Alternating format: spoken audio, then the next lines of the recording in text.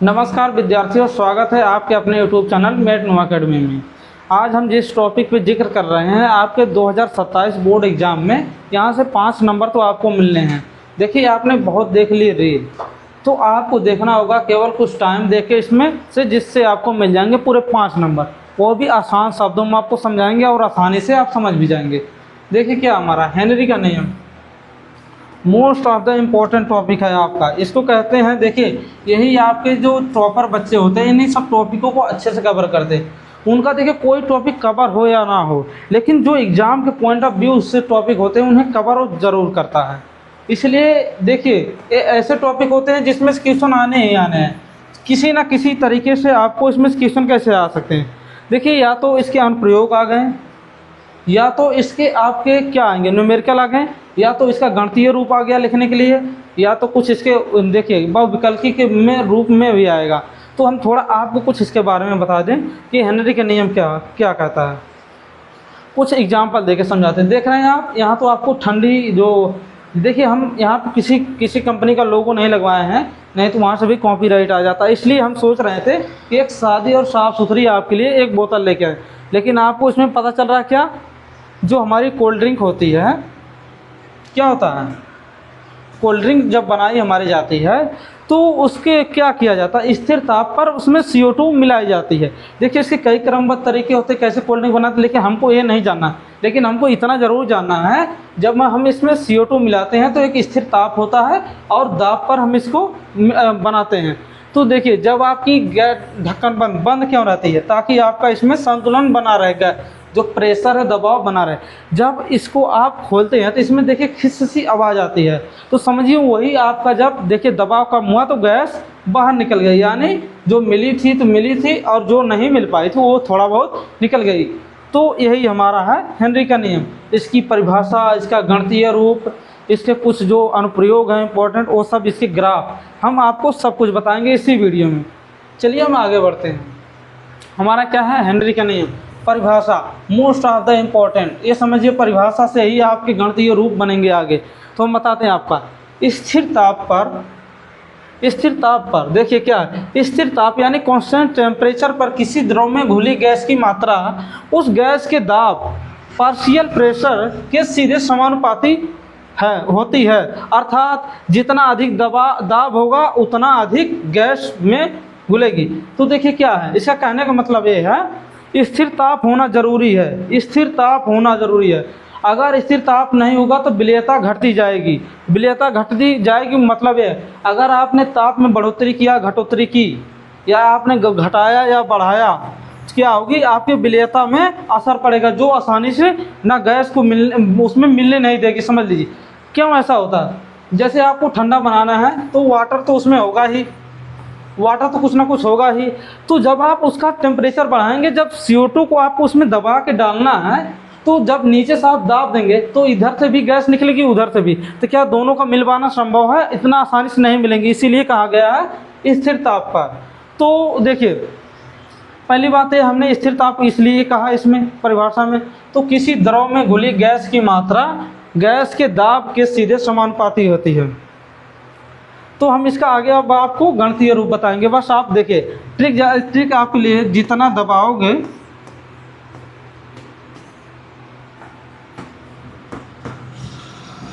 क्या कहते हैं यार, रुको, ट्रिक आपको अच्छे से बताते हैं, अच्छे से लिख के, ताकि आपको आसानी से याद हो जाए।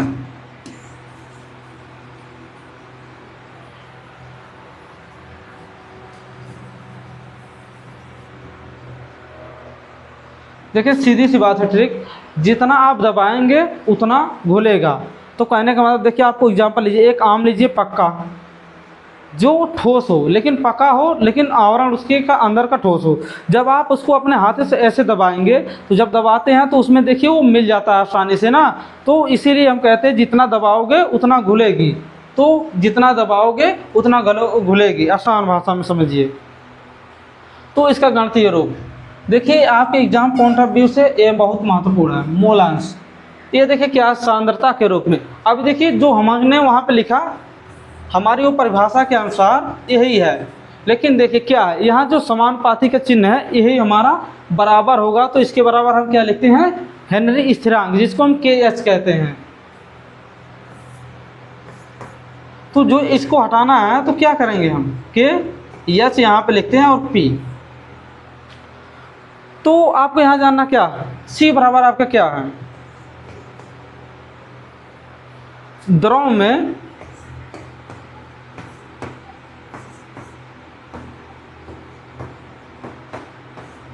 में घुली गैस की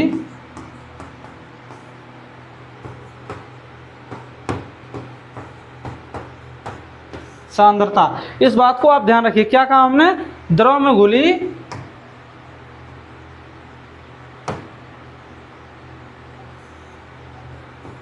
सी को हम क्या कहेंगे, यहाँ पे सी का मतलब देखिए हमने तो ये लिख दिया बहुत आसानी से, लेकिन हमें इनके जो वर्ड्स लिखे उनका मतलब भी समझना है क्या होता है। पी मतलब होता है गैस का आंशिक दाब, नहीं तो आप न्यूमेरिकल कैसे लगाएंगे।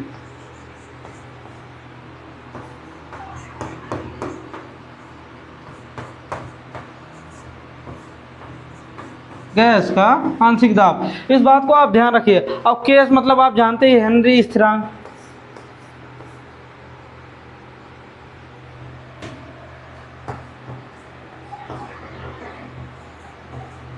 हेनरी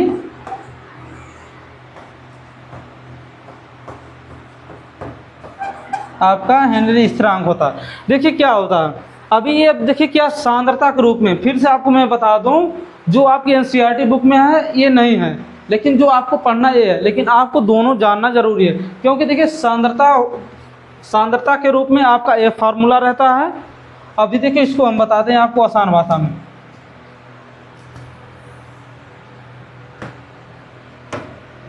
इस बात को जानना बहुत ज़रूरी है।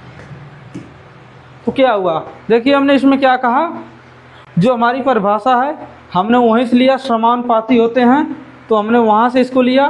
तो इसका मतलब क्या लिखा, देखिए C बराबर के एच और P। तो हमने क्या कहा, C द्रव में घुली गैस की सांद्रता है, इस बात को ध्यान रखिएगा।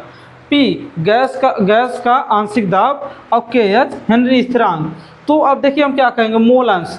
मोल अंश को किससे प्रेजेंट करेंगे आप, मोल अंश आप x से प्रेजेंट करते हैं, मोल अंश आप x से प्रेजेंट करेंगे। तो देखिए क्या होगा हमारा, आप देखिए क्या होगा यहाँ पे, ये हमारा सांद्रता के रूप में, इस बात को याद रखिएगा। देखिए एनसीईआरटी में मोल अंश के रूप में इस तरीके से आप लिखेंगे। तो हमारा क्या हुआ यहाँ पे, x हो गया ना। देखिए क्या कहा, वही हमने परिभाषा से ही ये सब बना रहे हैं, अपने मन से मैं कुछ नहीं कर रहा। इसमें लिखा गया है कि द्रव में घुली गैस की मात्रा, गैस के दाब मतलब देखिए, अब देखिए हमारा ये है गैस के दाब, गैस का आंशिक दाब, इसी को हम कहते हैं P बराबर। देखिए अब इसके बाद क्या हुआ,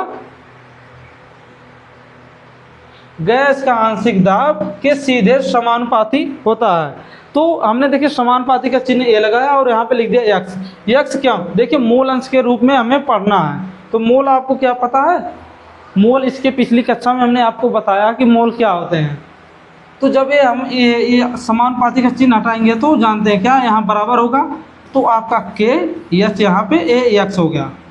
तो ये आपका सबसे इम्पोर्टेंट, देखिए आपके एग्जाम पॉइंट ऑफ व्यू से ये सबसे ज़रूरी है, इतना ज़रूरी है नहीं, ये तो मैं आपको समझाने के लिए लिखा हूँ ना, सांद्रता के रूप में, मोल अंश के रूप में। एनसीईआरटी बुक में आपको यही पढ़ना है, इस बात को ध्यान रखें, इसलिए इसको कम ध्यान देंगे चलेगा, लेकिन इसको आपको ज़्यादा ध्यान देना है। समझ रहे हैं कि नहीं आप।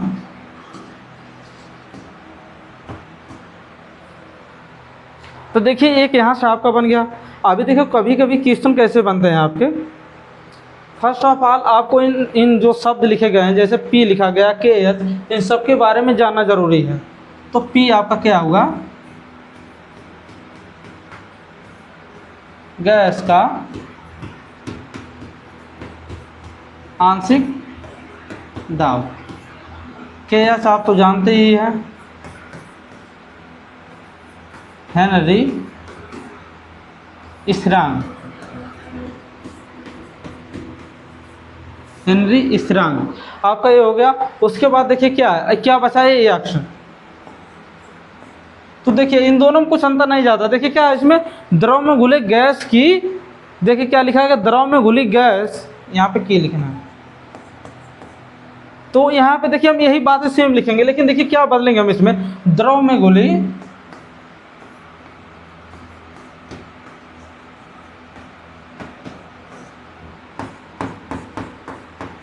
गैस के मोल अंश, यही जो हमने बात यहाँ पे लिखी है यहाँ पे लिखेंगे, बस यही है। इन शब्द का मतलब बस यही है, आपको समझना जरूरी। अभी देखिए कभी कभी क्वेश्चन में तो क्या आपसे प्रेशर पूछा, ठीक, लेकिन आपको अभी कभी कभी ये पूछ लेगा मोल अंश बताइए। तो मोल अंश बताने के लिए आपको क्या करना पड़ेगा, तो आपका एक सूत्र यहाँ पे और लिख दें, तो आपका x बराबर होगा P के एच।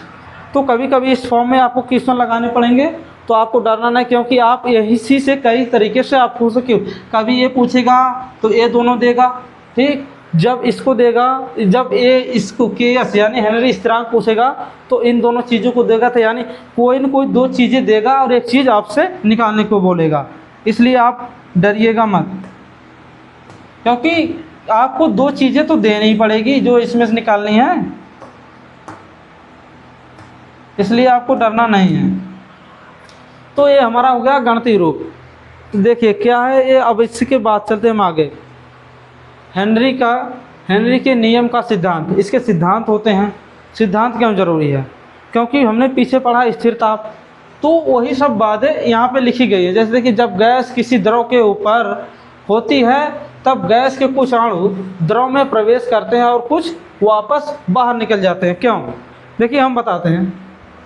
देखिए गैस तो पूरी घुलनी है, तो क्या लिखा गया, जब गैस किसी द्रव के ऊपर होती है, जैसे समझिए बात को, आप कोल्ड ड्रिंक बना रहे हैं ना, तो जो उसमें गैस होती है पूरी तो नहीं घुलेगी ना, पूरी घोलनी है तो फिर भी नहीं पूरी घुलेगी, कुछ ना कुछ तो ज़रूर बचेगी। तो जब उसको आप प्रेशर देंगे ना तो वो आसानी से उसमें घुल जाती है। तो वही बात को जब आप उसको खोलते उसका ढक्कन, तो जो खिस सी आवाज़ आती है तो समझ लेना दाब कम हुआ, जिससे गैस निकल गई। गैस निकलने का मतलब विलयता घट गई। तो अब देखिए हमारा क्या इसमें पहला पॉइंट है, यदि दाब बढ़ाया जाए तो अधिक गैस अणु द्रव में प्रवेश करेंगे। तो वही ना हमने कहा, जैसे आप देखिए स्थिर ताप होगा आपका, स्थिर ताप पे ये आपका कोई बीकर है, इसमें आपने कुछ भरा है, तो आपको इसमें गैस यानी CO2 को डालना है। CO2 को आपको डालना है तो क्या करना है, तो आपको दाब देना पड़ेगा। दाब करेंगे तो दोनों चीज़ें संपर्क में आएंगी तो एक दूसरे से मिलने लगेंगी, बस यही बात है। तो अब देखिए हमारा क्या है, परिमाण स्वरूप गैस की विलेयता बढ़ जाती है। तो जब आप दबाएंगे तो इसके परिणाम से आपकी जो दोनों संपर्क में आएंगे तो मिलने लगेंगी। तो उसके बाद नया संतुलन बनने पर द्रव में पहले से अधिक गैस घुल जाती है। पहले देखिए वैसे नॉर्मल डालेंगे तो कम घुलेगी, थोड़ा दबाव डालेंगे, थोड़ा बढ़ा के दबाव डालेंगे तो उसमें घुलती चली जाएगी। यही है इसका कहने का मतलब। अब देखिए ग्राफ सबसे इम्पोर्टेंट है। हमने कहा पीछे हमने क्या कहा, अगर दाब बढ़ेगा, जैसे देखिए दाब अगर बढ़ेगा, ये देखिए हमारा x अक्ष है, ये y अक्ष, तो कहा कि दाब अगर बढ़ेगा तो विलेयता सांद्रता में बढ़ेगी। देखिए जब आप इस तरीके से ग्राफ आपको बनाना है, जितना आप दाब बढ़ाएंगे, सीधी बात समझिए, जितना आप दाब बढ़ाएंगे उतना ही गैस उसमें मिलती चली जाएगी। इसीलिए इसका ग्राफ सीधे बना है। तो ये जो ढाल है, आपकी जो ढाल है, यही KS स्थिरांक को दर्शाता है। तो मैं आपको फिर से बता दूं, जो देखिए क्या है हमारा, ये सांद्रता के संदर्भ में मैं आपसे बात कर रहा हूँ, इसलिए आप मोल अंश के बारे में अब थोड़ा भूल जाइए, क्योंकि आप ग्राफ बना रहे हैं। देखिए क्या है, तो ये जो क्या, ये किस चीज़ को दर्शा रहा है, ये जो हमारा x अक्ष है, x अक्ष, चलिए ठीक, हमने इससे ये जो हमारा है, तो हमने यहाँ तक देखिए क्या बढ़ाया, इतना दाब बढ़ाया। तो इतना दाब बढ़ाएंगे तो इसके जो हमारा वायु अक्ष है तो उतना ही उसमें मिलेगी। जितना जैसे जैसे हम दाब बढ़ाते जाएंगे उतना हमारा गैस उसके अंदर मिलती चली जाएगी। बस यही कुछ है, और कुछ आसान भाषा में समझ जाइए आप। तो देखिए हमने क्या पीछे आपको बताया है, C द्रव में घुली गैस की सांद्रता और P गैस का दाब या आंशिक दाब, KH हेनरी नियतांक या स्थिरांक। हेनरी नियतांक के बारे में समझिए। जो आप ये कह रहे हैं KH, क्या है ये देखिए, KH का मतलब है ताप पर ये बदलेगा, इसका मान देखिए, ताप जैसे जैसे बढ़ेगा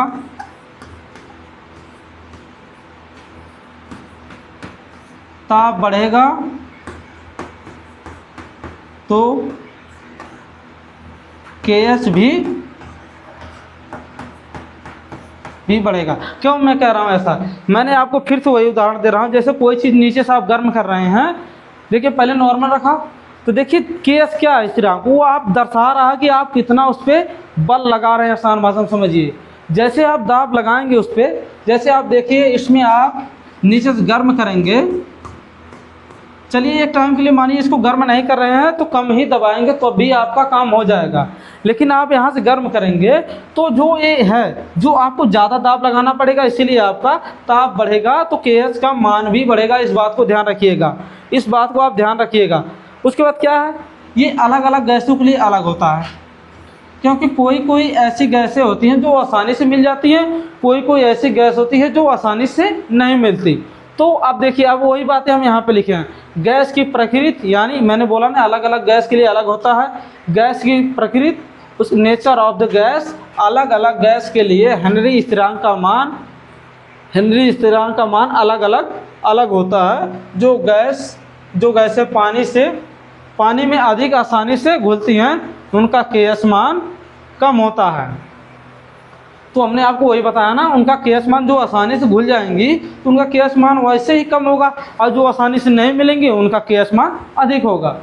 तो उसके बाद देखिए विलायक की प्रकृति, यानी जिसमें हमें उसे दबाना है, अगर वो चीज़ अच्छी, जैसे देखिए जिसमें हमें उस गैस को मिलाना है, अगर वो अलग प्रकृति की है जिसमें आसानी से घोला नहीं जा सकता, तो क्या होगा, जैसे देखिए गैस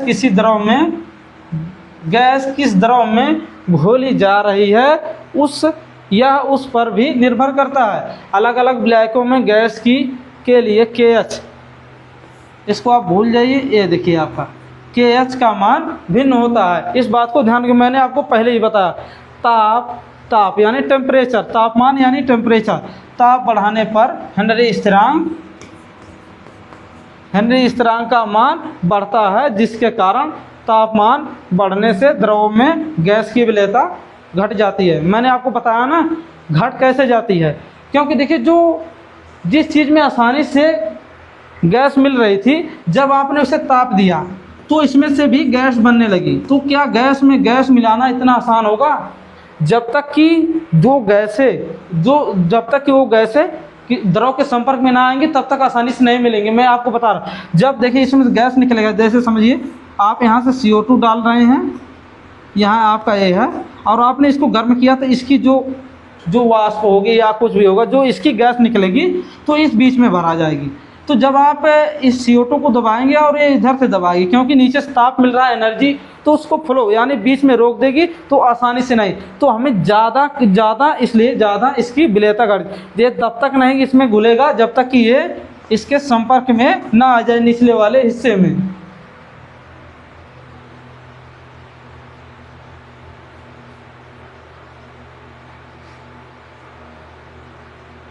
अरे यार, ये क्या हो गया, स्लाइड चल क्या नहीं रही है। अभी देखिए ये अनुप्रयोग है, अनुप्रयोग चल नहीं रहा यार। हमने आपके लिए एक अच्छी सी वीडियो लगाई थी यहाँ पे जिससे चले।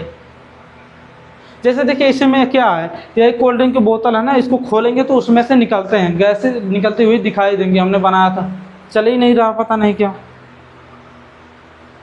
ये भी नहीं चल रहा। ये भी आपका अनुप्रयोग है। जैसे देखिए क्या होता है, जब ये आपका जो पानी के नीचे जाएंगे ना, तो पानी के दबाव की वजह से क्या होता है, जब दबाव बढ़ेगा तो उसमें जो खून होते हैं आपके शरीर में ना, उसमें जो नाइट्रोजन गैस की जो घुलने लगता है, घुलने से क्या होता है कि जो आपकी नसों में जो खून जमने लगता है, जब आप बाहर आएंगे तो आपको बहुत तेज़ी से दर्द होगा, जिसे हम ब्लेंड्स कहते हैं। ब्लेंड्स चल नहीं रहा, नहीं तो आपको अच्छे दिखाते हैं।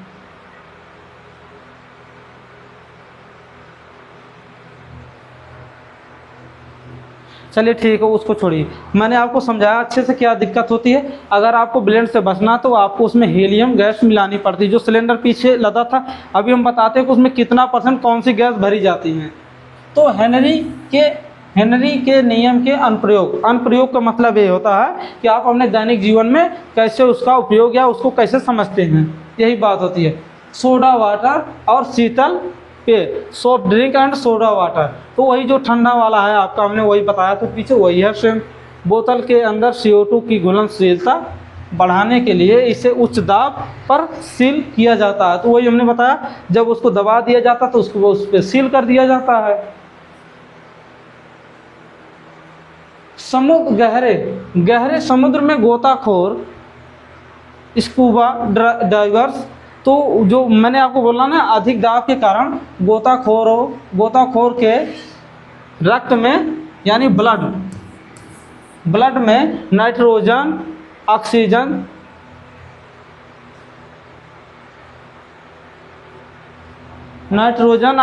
जैसी गैसों की घुलनशीलता बहुत बढ़ जाती है। देखिए क्या, थोड़ा टेम्परेचर यहाँ ज़्यादा, इसलिए इसमें देखिए मुझे लगा कि इसीलिए वीडियो नहीं हो चली। मुझे जल्दी थोड़ा ख़त्म करना पड़ेगा, नहीं दिक्कत हो जाएगी थोड़ा बहुत हमारे सिस्टम में।